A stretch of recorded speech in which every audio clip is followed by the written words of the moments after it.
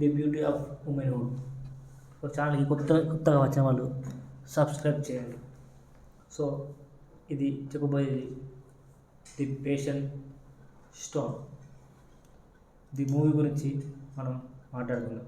ఇది 2012లో రిలీజ్ అయింది. సో ఇది ఒక అమ్మాయి గురించి నడుస్తుంది story.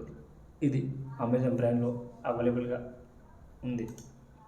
So the patient stone ఈ చిత్రం అతి సున్నితమైన అంశాలపై, ముఖ్యంగా మధ్య ప్రాంతంలో మహిళల జీవితాల్లో సంఘటనలపై ఒక సాహసోపేతమైన కథను చెబుతుంది. కథలోని ప్రధాన పాత్ర గుమ్మడి పండు వంటి పతికతో నడుస్తుంది. ఇది ఎవరి బాధలను అంటే వింటే అది విరిగిపోతుంది. సో కథ ఇది ఒక యుద్ధ ప్రాంతంలో చోటు చేసుకున్న కథ. కథలోని యువతి పరహాని నటించిన తన కొడుకులతో కలిసి ఓ యుద్ధం నడుమ జీవిస్తుంది. ఆమె భర్త యుద్ధంలో గాయపడి కోమాలోకి పడిపోతారు. అతని శరీర చలనం లేదని, కేవలం గాలి తీసుకోవడమే మిగిలిందని తెలుస్తుంది. తన భర్తతో మాట్లాడే యువతి అతనికి తన జీవితంలోని అన్ని అనుభవాలను పంచుకుంటుంది. ఈ సందర్భంగా ఆమెకు ఎదురైన బాధలు, నిరాశలు, తన చీకటి రహస్యాలను వెల్లడిస్తుంది.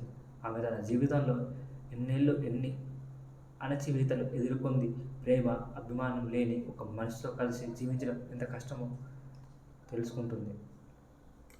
సో ఆమె తన భర్తను పేషెంట్ స్టోన్, గుమ్మడి పండుగ భావిస్తుంది.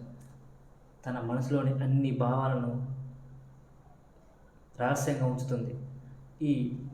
సో భర్త ముందు చెప్తుంది. ఇంతకాలం చెప్పలేని మాటలు, తన బాధలని బయట పెడుతుంది. సో ఇందులో మెయిన్ పాయింట్ వచ్చేసి మహిళల స్వేచ్ఛకు. సో ఈ కథ మహిళల అణచివేతను స్వేచ్ఛ కోసం ఆమె చేసిన ప్రయత్నాన్ని చూపుతుంది. ఆమె తన భావాలను నిష్కపటంగా వ్యక్తపరిచే సాహసాన్ని సొంతం చేసుకుంటుంది. సో ఒంటరితనం, తెగింపు, తన భర్త మాట్లాడలేని పరిస్థితిలో ఉండడం వల్ల ఆమె తన జీవితానికి అతడిపై ఆశ పెట్టుకోవడం ఆగిపోతుంది. భర్త సైనికుడిగా ఉండడం, ప్రేమ లేని పెళ్లి జీవితానికి ఆమె ఎదుర్కొన్న కఠినతనాన్ని ఈ కథలో ప్రాధాన్యం పొందాయి. కథలో మహిళ తన జీవితంలో రహస్యాలను తన భర్త ముందు వ్యక్తపరిచేస్తుంది. ఆమె ఆత్మ విమర్శకు దారితీస్తుంది. చివరికి తన జీవితంలో ఒక స్వేచ్ఛ భావాలను చేరుకుంది. సో ఈ సినిమా సాంప్రదాయ సంబంధించిన మహిళా హక్కులను చర్చించే ఒక కళాత్మక ప్రయత్నంగా నిలుస్తుంది.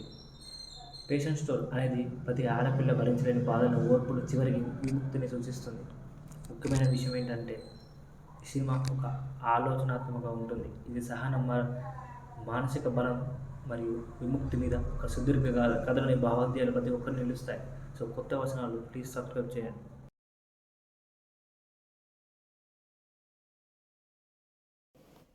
సబ్స్క్రైబ్ చేయండి.